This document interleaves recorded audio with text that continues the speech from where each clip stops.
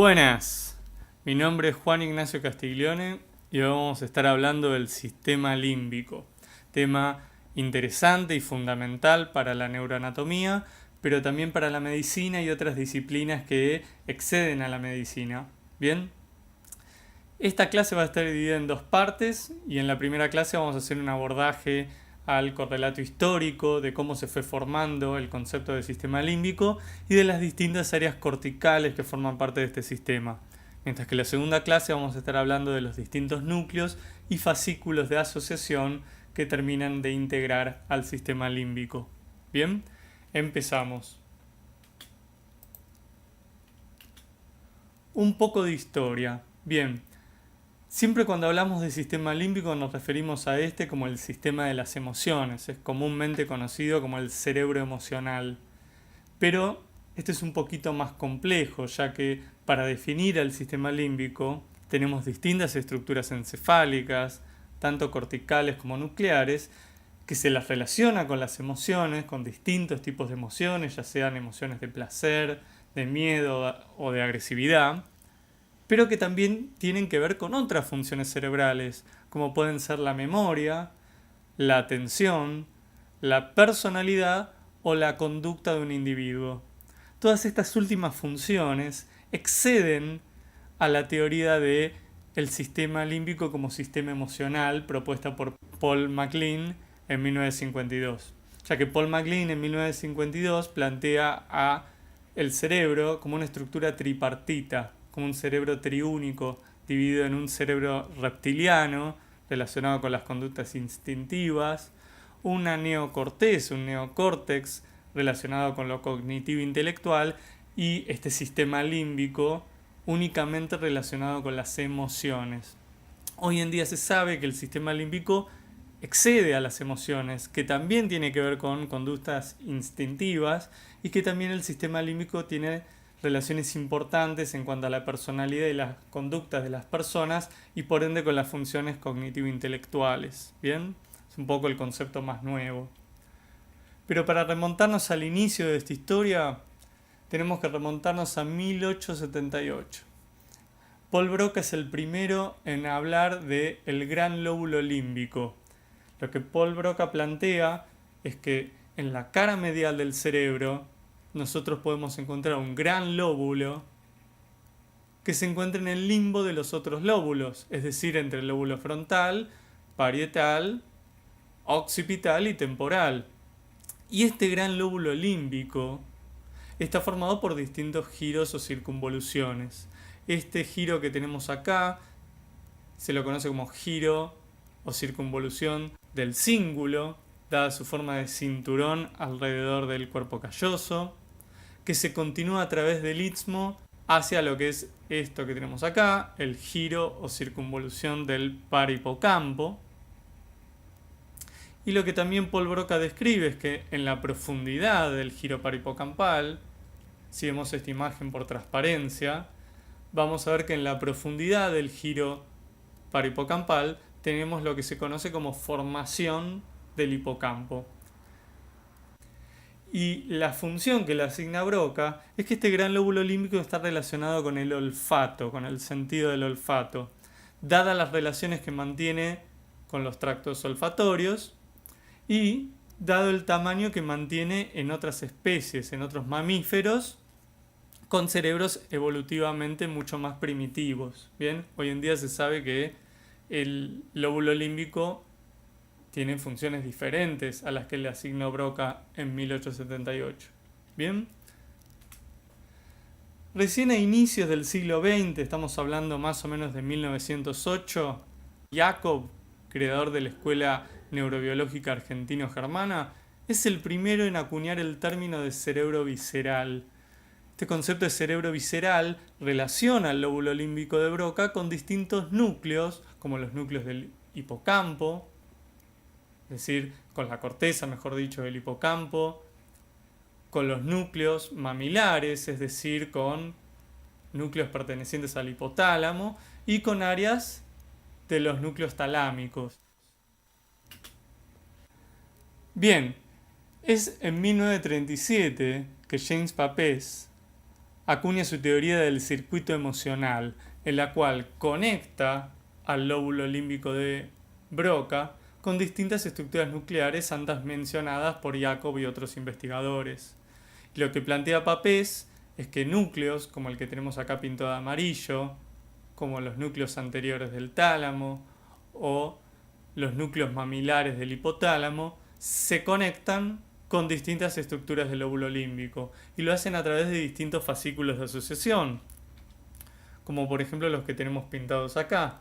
Por ejemplo, lo que plantea Papez es la importancia de las comunicaciones entre el hipocampo a través del fórnix y las fibras postcomisurales con los núcleos de los cuerpos mamilares, y a su vez las conexiones de los cuerpos mamilares a través de las mamilotalámico con los núcleos anteriores del tálamo.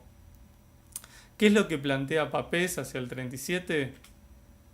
Su circuito del estímulo emocional. ¿Qué es lo que plantea? Que ante un estímulo emocional, las personas contamos con dos formas de canalizar ese estímulo. Un canal del pensamiento que lo relaciona con las cortezas sensitivas y sensoriales, es decir, con las neocortezas. Ese es el canal del pensamiento. Mientras que hay otro canal más primitivo que lo conecta con cortezas más primitivas, que es el canal de los sentimientos y las emociones. Y esto, la información que proviene de este canal de los sentimientos, se dirige hacia el hipotálamo, hacia los cuerpos mamilares, y estos se van a conectar a su vez con el núcleo anterior del tálamo, a través de esta conexión que dijimos que era el haz mamilotalámico, para que luego el tálamo remita su información hacia la corteza del cíngulo, donde la corteza del cíngulo almacena las distintas experiencias emocionales. Esta corteza del cíngulo, a través del fascículo homónimo, fascículo del cíngulo, se conecta con la formación del hipocampo, para que el hipocampo luego, a través del fórnix, vuelva a remitir la información nuevamente hacia los cuerpos mamilares del hipotálamo. Y es el hipotálamo el encargado de ejecutar las distintas respuestas corporales producto de una emoción. ¿Bien? Todo esto que plantea Papez en el 37 es cierto a medias, porque hoy sabemos que este circuito está mucho más relacionado con la memoria declarativa, esta memoria declarativa, que con las emociones, como se planteó en el 37, ya que vamos a ver más adelante los distintos núcleos relacionados con las emociones y la interpretación de los estímulos para que se formen distintas memorias emotivas, tiene que ver mucho más con otros núcleos más primitivos, como por ejemplo con el complejo nuclear amigdalino, cosa que Papez no menciona hacia 1937. ¿Bien? Entonces, importante recordar este circuito y la relación que tiene el hipocampo, más que con las emociones, con la memoria de tipo declarativa. Bien, ahora llegamos a 1952. Es acá en 1952, como habíamos visto antes, que Paul MacLean diseña su teoría del cerebro triúnico y es el primero en acuñar el término de sistema límbico. Ya no habla de el lóbulo límbico ni de un circuito, sino que de un sistema. Este sistema límbico, además de integrar estructuras previamente mencionadas por otros investigadores, agrega a estructuras nucleares como el complejo nuclear amigdalino que tenemos acá, ubicado siempre por delante, rostral a la formación del hipocampo, el núcleo dorsomediano del tálamo, hacia posterior del tálamo, esto que tenemos acá, los núcleos avenulares del epitálamo, acá por delante de la lámina terminal y debajo del pico del cuerpo calloso, el área septal, y acá bien rostral, esta corteza pintada de rojo es la corteza prefrontal. Todas estas áreas MacLean las interpreta como parte de un mismo sistema que se interconectan a través de distintos fascículos de asociación, como los fascículos que comunican a la amígdala con distintas estructuras cerebrales, como la estría terminal, que es esto que tenemos acá, que lo conecta, por ejemplo, con área septal, las fibras precomisurales, y con el hipotálamo, las postcomisurales. La vía amigdalófuga ventral, que es la principal vía de comunicación que lo mantiene con el hipotálamo y el núcleo dorsomediano del tálamo. O, por ejemplo, la estría medular, que es la principal vía de comunicación de las avénulas con otras estructuras encefálicas. ¿Bien? Perfecto. Y acá una frase muy interesante de Alf Brodal, el cual plantea que en tanto nuestro conocimiento se vaya incrementando, el sistema límbico abarcará todas las regiones y funciones cerebrales. Es por eso que el concepto de sistema límbico como cerebro emocional que plantea MacLean en el 52 poco a poco va siendo dejado de lado, ya que este sistema límbico cada vez abarca más funciones cerebrales distintas que exceden a las funciones emocionales. ¿Bien? Bien, ¿cómo estudiamos el sistema límbico entonces? ¿Cómo hacemos para estudiarlo? Bien, importante. Al sistema límbico tenemos que dividirlo en tres partes, por lo menos desde el punto de vista anatómico. En estructuras corticales, estructuras nucleares y estructuras de asociación. Estructuras corticales.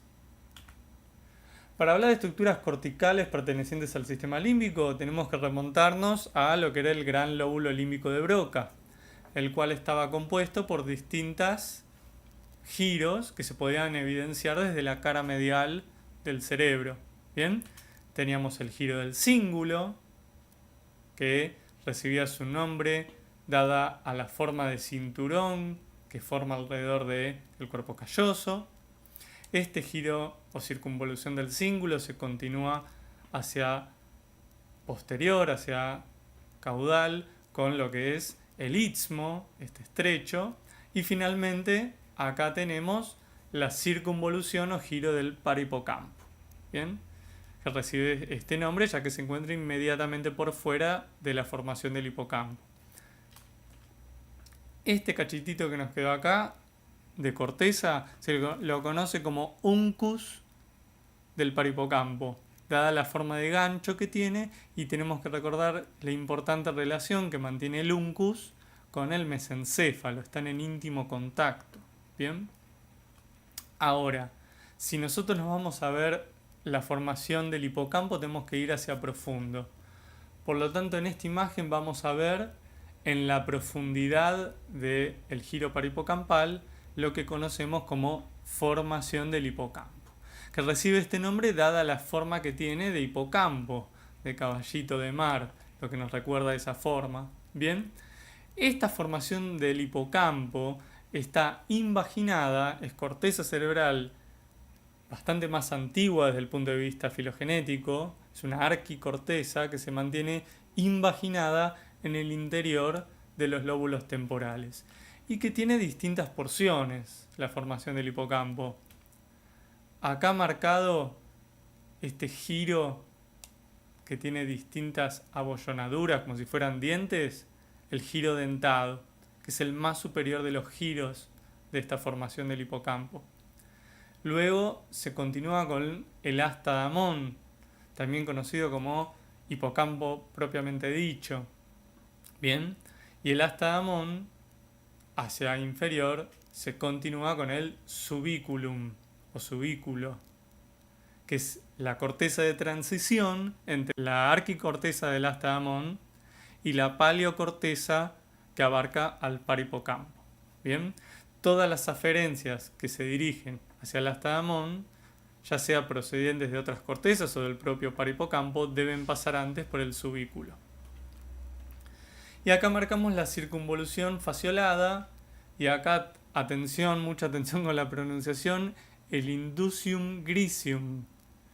Estas dos últimas cosas que marcamos no son ni más ni menos que restos neuronales productos de la migración del hipocampo, ya que tenemos que aclarar que el hipocampo se forma a nivel del área septal, próximo al área septal, y migra alrededor del cuerpo calloso para alcanzar su ubicación final a nivel de los lóbulos temporales. Bien, de ahí que queden estos restos neuronales de los cuales poco se conoce acerca de su función.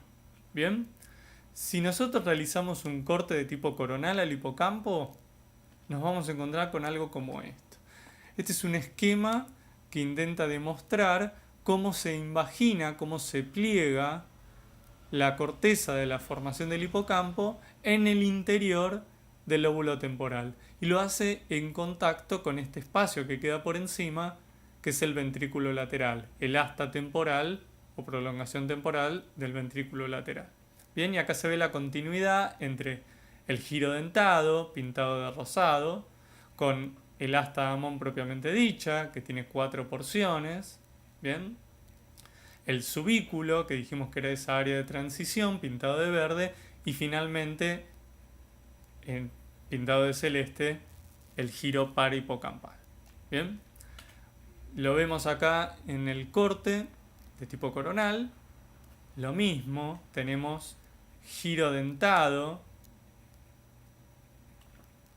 asta de Amón propiamente dicha, en contacto directo con este espacio, que es el asta temporal del ventrículo lateral, y el asta de Amón se continúa con el subículo.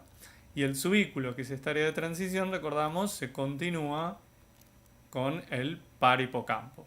El parahipocampo, recordamos, es lo que sí uno puede ver a nivel de la superficie cerebral. Uno no tiene que cortar nada para ver el parahipocampo, mientras que las cosas que marcamos recién, giro dentado, asta de Amón y subículo, se encuentran en la profundidad del lóbulo temporal. ¿Bien? Esto está acá para recordarnos que este plegamiento que hace el hipocampo nos recuerda a un pionono. Y si uno a un pionono le hace un corte de tipo sagital, se va a encontrar con algo como esto. Que tal vez no sea tan apetitoso, pero nos sirve para entender que el hipocampo, la formación del hipocampo, que es esto que se ve acá, en esta tinción, la sustancia gris es blanca, mientras que la sustancia blanca se va al revés, negra. Acá se ve como la formación del hipocampo se ve en el interior del lóbulo temporal en relación con este espacio que es el ventrículo lateral, asta temporal del ventrículo lateral. Y se ve como el hipocampo queda atrapado dentro de esta asta temporal del ventrículo lateral. ¿Bien? Y se ven algunas relaciones importantes del hipocampo. Por ejemplo, esta que marcamos acá. El hipocampo hacia dorsal tiene una sustancia gris. Acá aparecen dos cosas distintas, dos entidades distintas, pero es parte del mismo núcleo. Este núcleo que se mantiene dorsal al hipocampo es la cola del núcleo caudado. ¿Bien? Otra relación que podemos ver también hacia dorsal, estas son fibras de sustancia blanca que unen los dos polos temporales. Estamos hablando de la comisura blanca anterior. ¿Bien? Y acá, marcado también en relación al hipocampo, un complejo de núcleos de sustancia gris que se mantiene delante, es decir, rostral al hipocampo, que es el complejo nuclear amigdalino. Y es interesante observar la íntima relación que hay entre complejo nuclear amigdalino y formación del hipocampo. Bien, la segunda parte de la clase hablaremos que esta relación es fundamental para la formación de memorias de tipo emotivas. Bien. Bien, ¿qué función tiene entonces el hipocampo? El hipocampo tiene distintas funciones, pero dentro de sus funciones la más importante por lejos, la que no nos podemos olvidar, es aquella relacionada con la memoria. Pero acá es importante aclarar un concepto más fisiológico que anatómico, que tiene que ver con que en el cerebro hay distintos tipos de memoria. Y estos distintos tipos de memoria se alojan en distintas estructuras encefálicas. En el caso del hipocampo, las características de la memoria que maneja el hipocampo es una memoria de característica declarativa. ¿Qué significa que la memoria es declarativa, también llamada memoria explícita? Que es una memoria relacionada con recuerdos que se pueden evocar de forma consciente, es decir, recuerdos de hechos o eventos puntuales que uno puede evocar de forma explícita.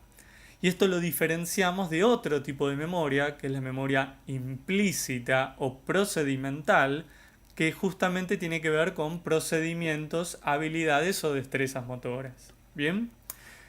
La memoria entonces que se aloja en el hipocampo es declarativa y se la puede subdividir en lo que es la memoria episódica, relacionada con experiencias personales específicas y concretas, o lo que es la memoria semántica. La memoria declarativa semántica es aquella relacionada con el entendimiento de conceptos concretos sobre ciertas cosas, ¿bien? No con las experiencias personales de una persona. Bien. La memoria alojada en el hipocampo también es de característica anterógrada. ¿Qué significa esto? Quiere decir que la memoria, al ser anterógrada, es aquella que nos permite formar nuevos recuerdos. ¿Por qué? Porque el hipocampo es aquel que está encargado de transformar la memoria de corto plazo, es decir, la memoria de segundos y minutos, hacia una memoria de largo plazo, aquella que no tenemos que olvidar, aquello que aprendimos y que nos permite consolidar los recuerdos de tipo declarativo. ¿Bien? Esta memoria declarativa y anterógrada, el hipocampo la almacena de forma ordenada, ya que el hipocampo para el cerebro es como una especie de bibliotecario o índice de una enciclopedia que se encarga de mediar con las distintas neocortezas, ya sea para almacenar una memoria declarativa o para luego poder evocarla, es decir, para guardar un libro o para luego retirarlo de la biblioteca. Cada recuerdo entonces de tipo declarativo, el hipocampo es el encargado de mediarlo con las distintas neocortezas que lo almacenan. ¿Bien? Y este almacenamiento lo hace de una forma ordenada, tanto de forma cronológica, es decir, temporal, como en sus distintas áreas funcionales. Bien, de ahí que esta función del hipocampo sea tan importante y que cuando ésta falla se producen amnesias de tipo anterógradas. Las amnesias de tipo anterógradas han inspirado a múltiples películas, ya que son muy llamativas. Son pacientes los cuales recuerdan todo lo que les pasó previo al evento que precipitó la amnesia, pero a partir del evento que precipitó la amnesia no puede lograr formar ningún nuevo recuerdo de tipo declarativo. ¿Bien? Lo pueden haber visto en distintas películas, como la película Memento, o en otras comedias que no van al caso en esta clase, pero que seguramente les traen recuerdos para entender este concepto de amnesia anterógrada. ¿Bien? Y el caso paradigmático, el que inspiró todas estas películas y el que en definitiva nos ayudó a entender cómo funciona el hipocampo, es el caso del paciente H&M. Brevemente, el caso del paciente H&M es el paciente que tenía epilepsias de tipo refractarias al tratamiento farmacológico, al cual se le decide extirpar, por medio quirúrgico, ambos hipocampos. ¿Bien? ¿Qué es lo que pasó con este paciente? La cirugía fue un éxito desde el punto de vista que el paciente logró controlar sus ataques epilépticos. Pero lo imprevisto, lo desafortunado para este paciente H&M es que perdió la memoria. ¿Pero qué tipo de memoria? Perdió, para ser más exacto, la capacidad de crear nuevos recuerdos declarativos y de conservarlos a largo plazo. ¿Qué es lo que le pasaba al paciente H&M? Bien, podía recordar todo lo que fue previo a la cirugía, es decir, mantenía su memoria retrógrada, podía acordarse de cómo se llamaba el perro que tenía de chiquitito o el nombre de su madre, pero no podía consolidar ningún recuerdo posterior a la cirugía. ¿Bien? Lo que tenía dañada era la memoria declarativa de tipo anterógrada. Bien, y lo más llamativo es que a pesar de esta seria afectación de la memoria declarativa y de no poder grabar nada a largo plazo, el paciente de H&M conservaba todas las funciones cognitivas de manera normal. ¿Qué quiere decir esto? A pesar de perder gran parte del cerebro, sus dos hipocampos, conservaba sus funciones cognitivas, no tenía ningún tipo de demencia. Y no solo conservaba sus funciones cognitivas, sino que también conservaba un tipo de memoria especial llamada memoria procedimental, o también llamada memoria implícita, que es aquella memoria relacionada con las destrezas motoras y la ejecución de estas tareas motoras. ¿Bien? Como por ejemplo podría ser tocar el piano o algún otro instrumento, armar un rompecabezas o manejar un auto.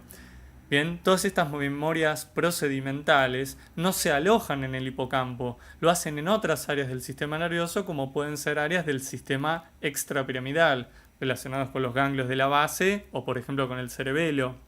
Bien, entonces así fue como el paciente HIM, a pesar de esta amnesia de tipo anterógrada, conservaba la memoria procedimental y la podía ir mejorando.